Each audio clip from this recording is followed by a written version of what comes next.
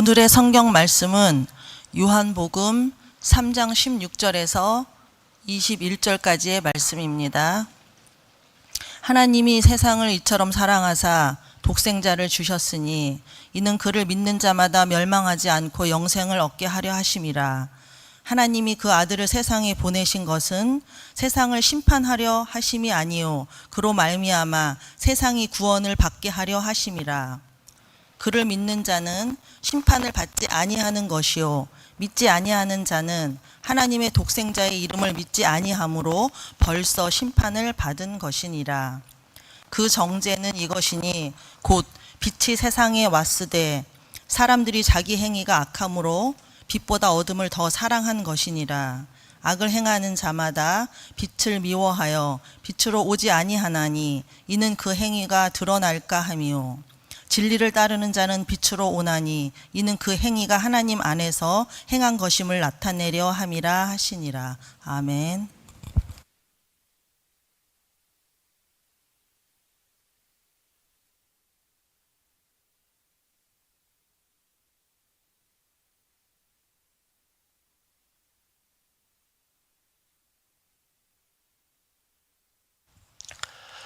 니고데모라는 사람이 예수님을 찾아왔습니다. 그는 바리새인이었고 사내들인 공의의 의원이었습니다. 많이 배운 지식인이었고 부유한 사람이기까지 했습니다. 그렇게 대단한 사람이 예수님께 찾아온 이유가 무엇일까요? 자신의 힘으로 해결되지 않는 인생의 질문이 있었기 때문입니다. 예수님은 하나님이 보내신 분이 분명하다라고 생각해서 예수님께 나왔습니다. 이때 예수님께서 니고데모에게 사람이 거듭나지 아니하면 하나님의 나라를 볼 수 없다고 말했습니다. 니고데모는 이 말이 무슨 의미인지 이해가 되지 않았습니다. 그래서 예수님께 되물었습니다. 어떻게 다 큰 어른이 다시 태어날 수 있습니까? 엄마 뱃속에 다시 들어갔다가 날 수 있습니까? 라고 물었습니다. 그러자 예수님은 다시 태어나는 것은 육신이 아니라 영으로 태어나는 것이다 라고 하셨습니다. 그리고 이 영적인 탄생은 믿음을 통해 이루어진다고 가르쳐 주셨습니다. 그 말씀의 정점이 바로 우리가 지난 주일에 살펴보았던 요한복음 3장 16절입니다.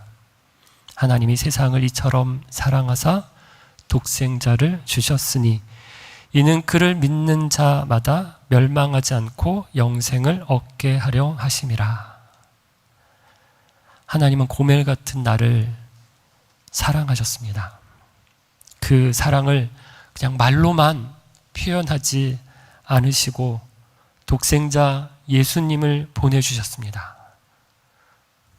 우리와 같은 육신을 입고 이 땅에 오신 예수님은 우리를 대신하여 십자가에 달려 죽으셨습니다. 그 사실을 믿는 사람은 멸망치 않고 영생을 얻습니다.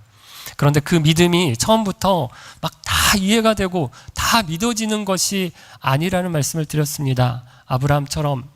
아브람도 처음부터 대단한 믿음이 아니었듯이 우리도 그렇게 작은 믿음으로, 연약한 믿음으로 시작할 수 있습니다.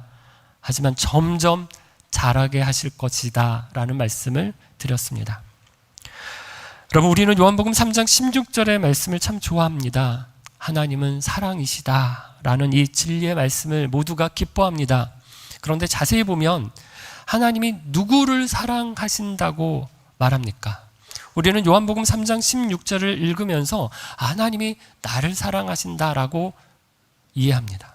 조금 더 확대해서 하나님이 사람을 사랑하신다라고 생각합니다. 그래서 열심히 전도해야 한다고 말합니다. 네, 다 맞는 말입니다. 하나님은 사람을 사랑하시고 나를 사랑하십니다. 그런데 요한복음 3장 16절을 보면 뭐라고 말씀하십니까? 하나님이 사람을 아니라 하나님이 세상을 사랑하신다 얘기합니다. 여기서 말하는 세상은 지난주에 말씀드렸던 것처럼 창세기에서 하나님이 처음 창조하신 세상입니다. 하나님께서 하루하루 창조하신 후에 보시기에 좋았더라, 그리고 마지막 보시기에 심히 좋았더라고 하셨던 세상입니다. 하나님께서는 이 세상을 정말 사랑하시고 좋아하셨습니다. 그만큼 하나님의 창조는 선하고 아름다운 창조였습니다. 그래서 여러분, 우리도 이 세상을 사랑해야 합니다. 우리는 흔히 세상이라는 단어를 부정적으로 생각할 때가 더 많습니다. 그래서 기도할 때 세상에 빠져 죄 가운데 살았습니다 라고 회개합니다. 그러나 이건 어떤 의미에서 정확하지 않습니다. 왜냐하면 세상 자체가 나쁜 것이 아니기 때문입니다. 성경의 세상이라는 말은 문맥에 따라서 긍정적일 때도 있고 부정적일 의미일 때도 있습니다. 하나님이 창조하신 세상으로 이해할 때 그 세상은 긍정적인 의미입니다. 하지만 하나님을 배반해서 욕망과 물질이 지배하는 세상을 나타낼 때는 부정적 의미입니다. 그래서 두 가지를 구분해서 세상과 세속으로 나눠서 이해할 필요가 있습니다. 세상은 하나님이 만드신 가치 중립적인 존재입니다. 반면에 세속은 하나님의 뜻을 떠나서 죄로 물든 삶의 방식입니다. 우리가 멀리 해야 할 것은 세상이 아니라 세속입니다. 하나님은 나와 사람만 사랑하는 것이 아니라 하나님이 만드신 모든 세상을 사랑하십니다. 원래 세상으로 회복하시기 위해서 처음 만드신 보시기에 좋았다고 하신 세상으로 회복하시기 위해서 독생자를 주셨습니다. 그러므로 우리가 세상을 향해 함부로 말하거나 쉽게 포기해서는 안 됩니다. 이 망할 세상, 이 불탈 세상, 이렇게 단정짓지 말아야 합니다. 예수 믿는 사람은 마지막 날에 임할 완전한 하나님 나라를 소망하며 살아야 합니다.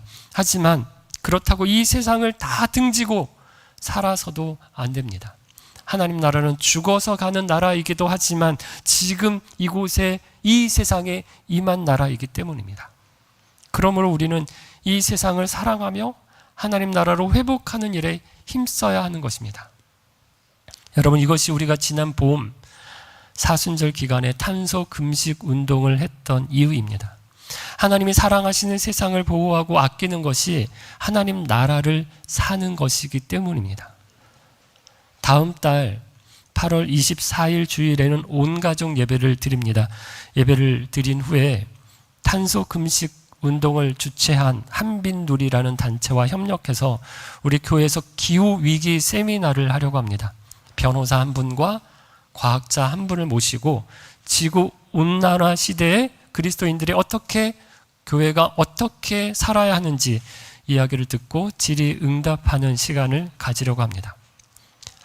하나님의 자녀라면 하나님이 사랑하시는 세상을 우리도 사랑해야 합니다. 하나님 나라를 소망하는 사람이라면 이 땅에 하나님 나라가 이루어지도록 힘써야 합니다. 그것이 요한복음 3장 16절의 말씀을 살아내는 사람인 것입니다. 하나님은 세상을 사랑하십니다. 그런데 누구만 영생을 얻습니까? 하나님의 독생자 예수 그리스도를 믿는 사람만 영생을 얻습니다. 이 말씀을 통해 우리는 한 가지 중요한 사실을 깨닫게 됩니다. 하나님이 사랑하시는 대상은 세상 전체입니다. 그러나 구원을 받는 사람은 믿는 자에 한정됩니다. 즉, 하나님의 사랑은 크고 넓지만 그 사랑의 혜택을 받는 사람은 상대적으로 적다는 것입니다. 이 지점에서 우리의 사명이 분명해집니다. 바로 전도입니다. 더 많은 사람이 예수님을 믿도록 하는 일, 믿음을 갖게 하는 일이 우리에게 맡겨진 사명입니다. 왜 그렇습니까? 하나님은 모든 사람을 사랑하시지만 사랑을 받아 누리는 사람, 영생을 얻는 사람은 오직 믿는 자들만 해당하기 때문입니다. 그렇다면 우리는 자연스럽게 이런 질문을 던지게 됩니다. 믿지 않는 사람은 어떻게 되는가 하는 것입니다. 본문 18절은 이렇게 말씀합니다. 그를 믿는 자는 심판을 받지 아니하는 것이요 믿지 아니하는 자는 하나님의 독생자의 이름을 믿지 아니함으로 벌써 심판을 받은 것이니라. 여러분, 여기서 눈여겨볼 표현이 있습니다. 벌써 심판을 받은 것이니라. 쉬운 성경은 이 부분을 이미 유죄 판결을 받은 것이다 라고 번역했습니다.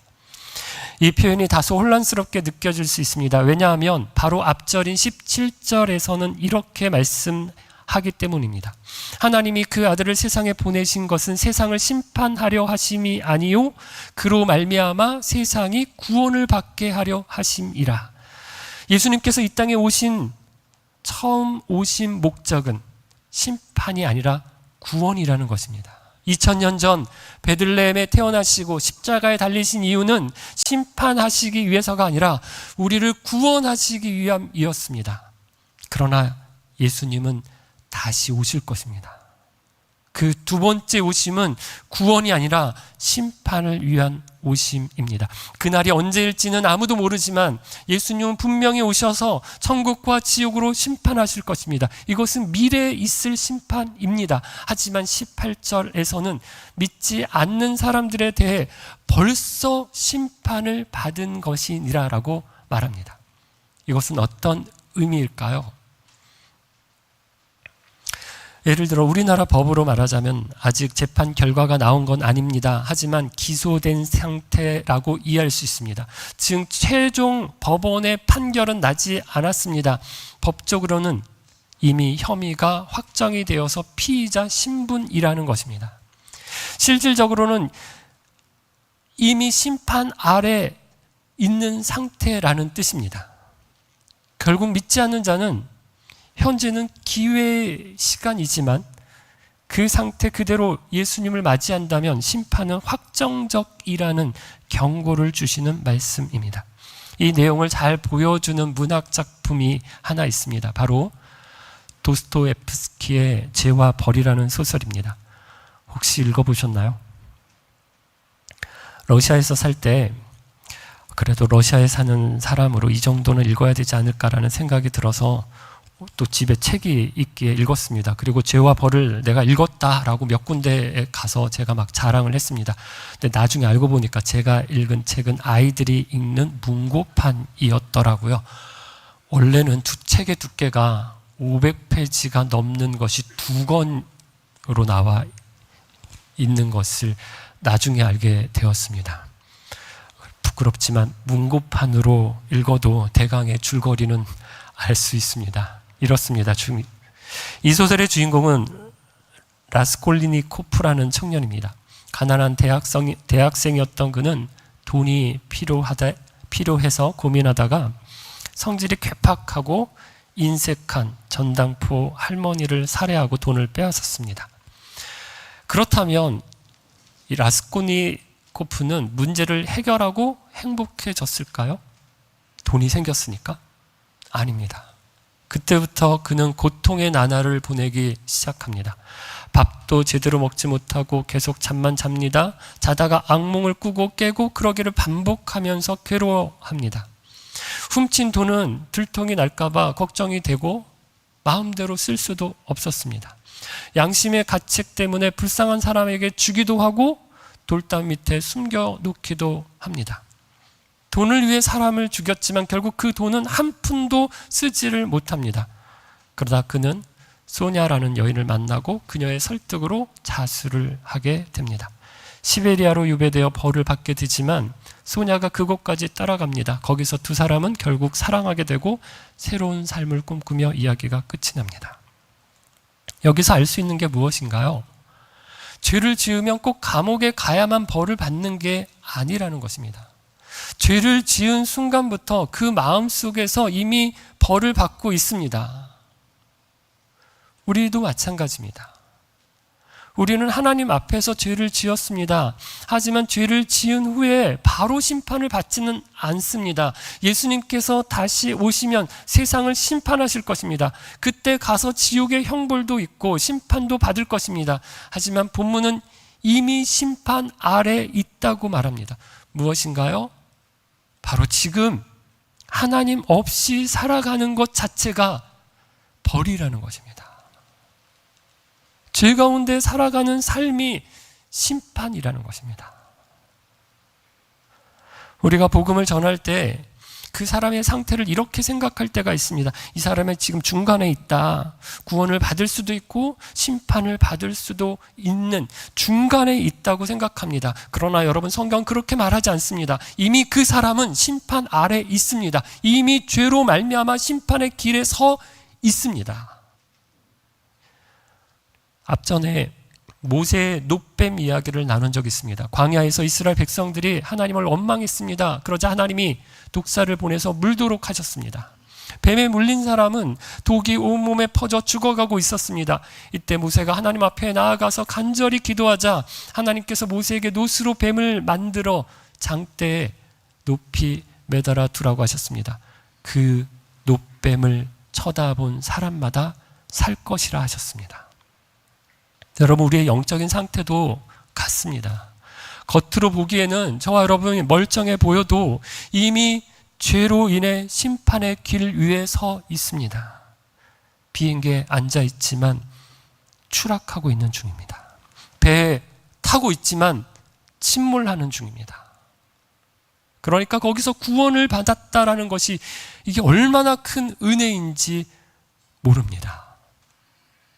그렇다면 이 사람들은 왜 심판을 받는 것입니까? 이것은 마치 재판정에서 검사가 기소 내용을 밝히는 장면과도 같습니다.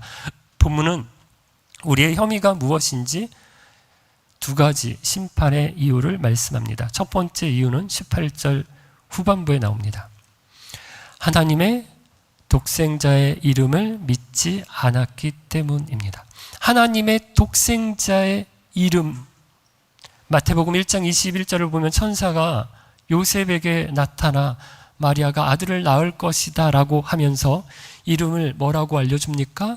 그 이름을 예수라 하라.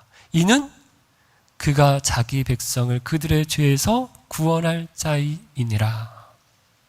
즉 하나님의 독생자의 이름을 믿지 않는다는 것은 예수님 이름을 믿지 않는다는 겁니다. 우리의 죄에서 우리를 구원하실 분이신 이 예수님을 믿지 않는다는 것입니다. 사람들과 이야기를 나누다 보면 하나님의 존재, 절대적인 신의 존재는 어느 정도 인정하는 사람들이 많습니다. 인류가 신의 존재를 부정한 것은 불과 200년도 되지 않습니다.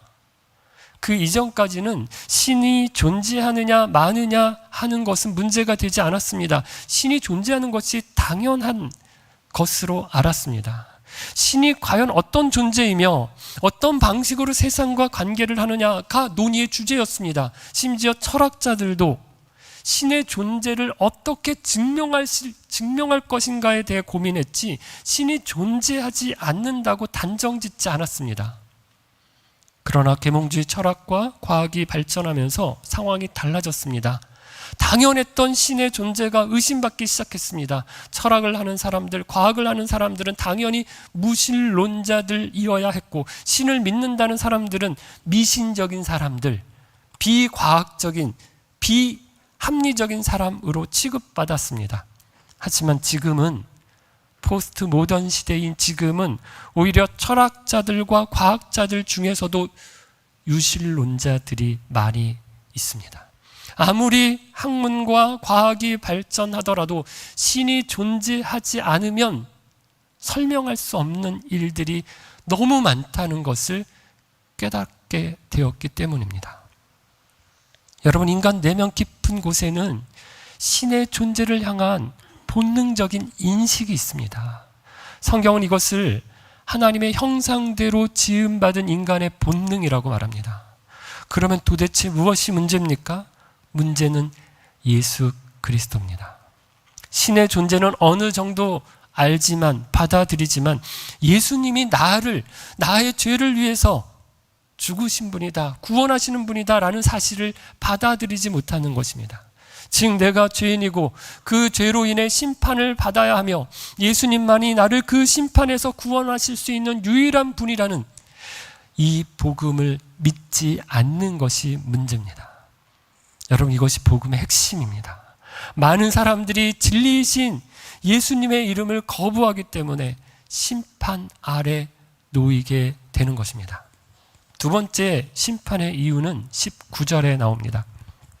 그 정죄는 이것이니 곧 빛이 세상에 왔으되 사람들이 자기 행위가 악함으로 빛보다 어두움을 더 사랑한 것이니라.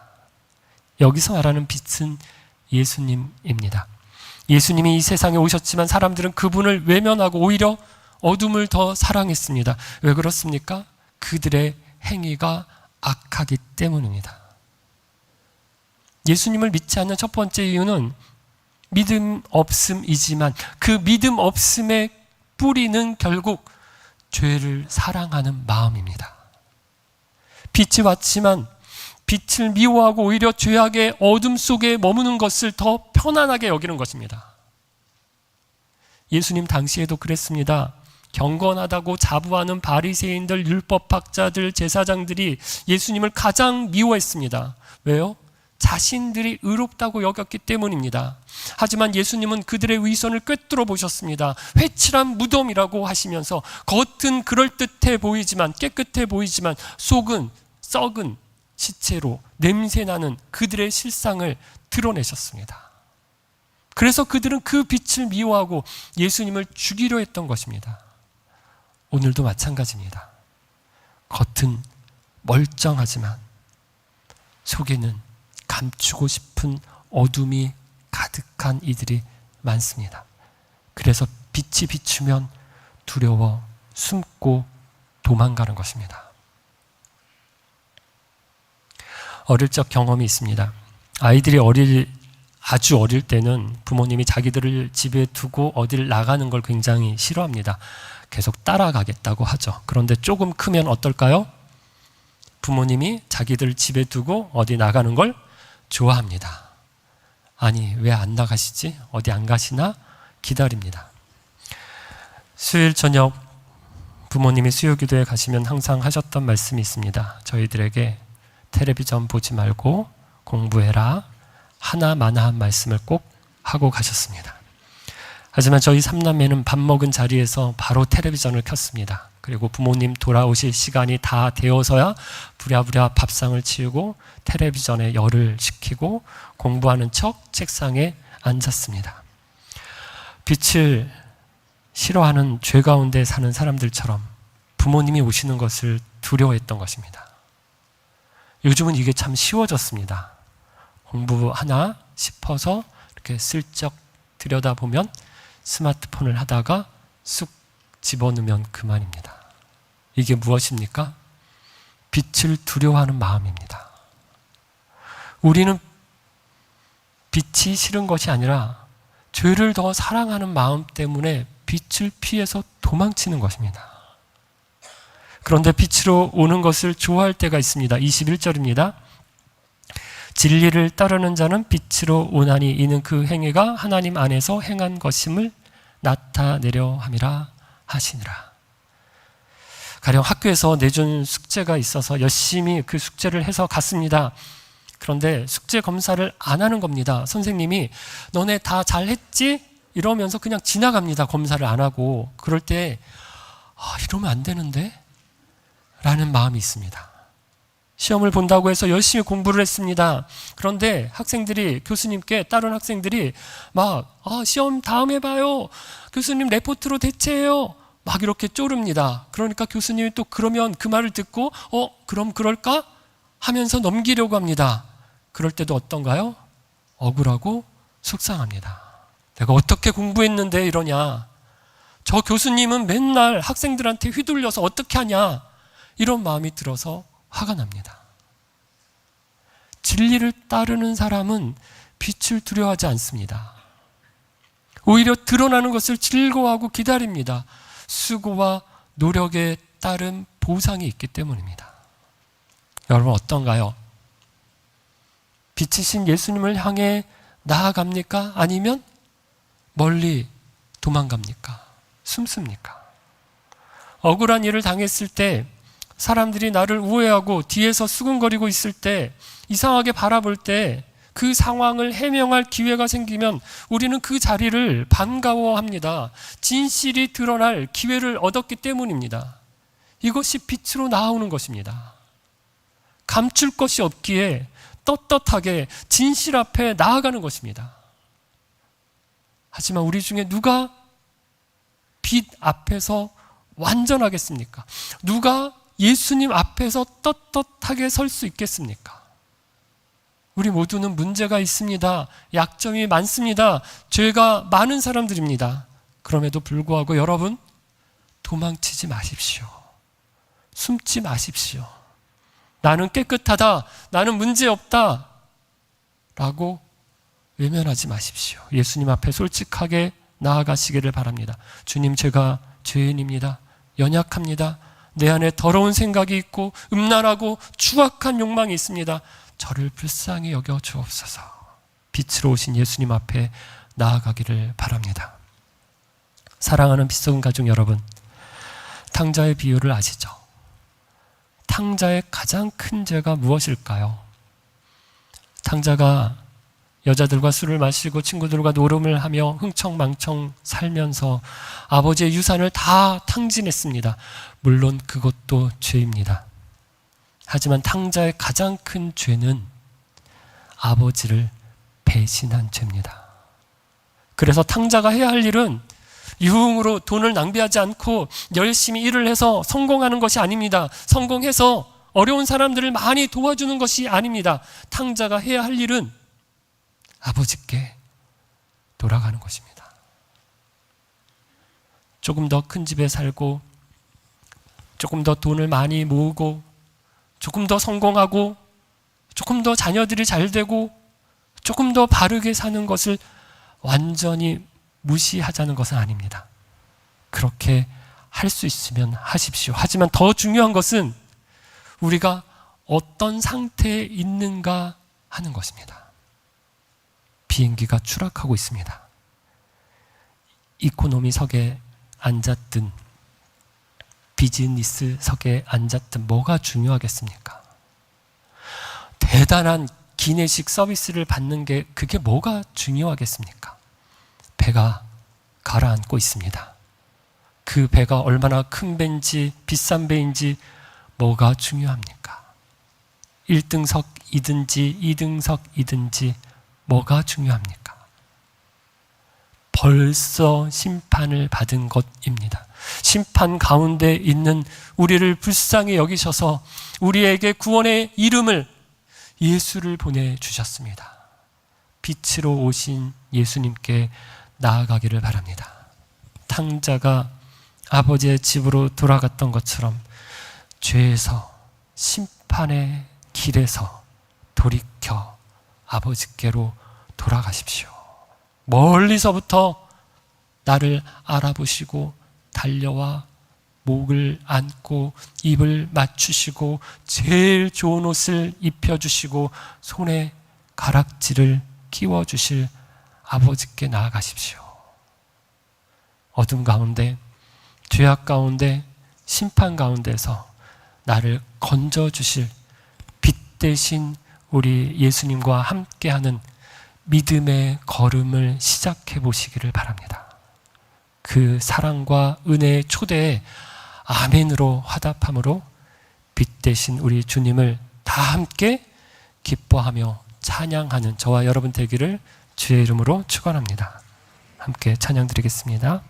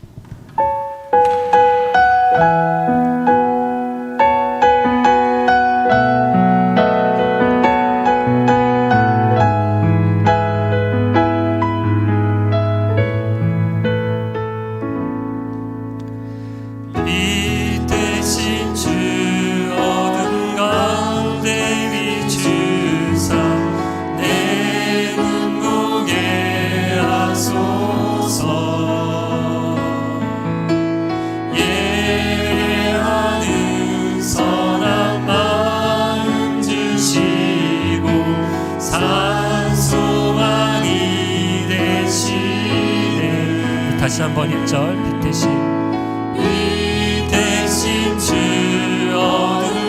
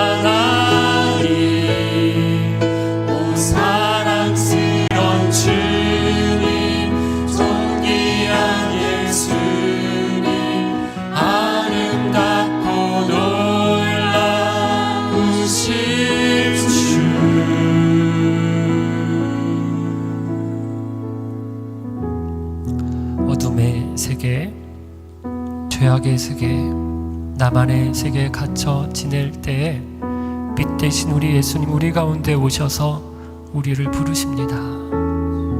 용태야.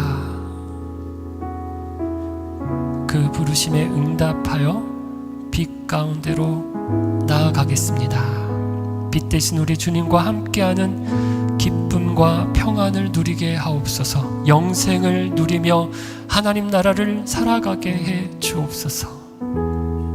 주님, 우리 가운데 아직 이 어둠 가운데, 죄악 가운데 이미 임한 심판 아래 살아가고 있는 사람들이 있습니다. 추락하는 비행기에 침몰하는 배 가운데 살아가는 사람들. 그런데 그것도 모르고 그저 더 좋은 좌석에 앉은 것을, 더 좋은 서비스를 받는 것을 추구하며 살아가고 있는 사람들. 주여, 그들을 가운데 우리가 나아가서 빛으로 우리 가운데 오신 예수님을 이야기하게 해 주옵소서. 증거하게 해 주옵소서. 그 죄악 가운데, 어둠 가운데, 심판 가운데에서 헤어나와 우리와 함께 예수, 우리를 구원하신 그 이름을 기뻐하며 찬양하며 예배하는 사람들로 하나님 세워갈 수 있도록 인도해 주옵소서. 나 자신을 위하여, 그리고 믿지 않는 우리 이웃들을 생각하며 이 시간 같이 한번 하나님 앞에 기도하겠습니다.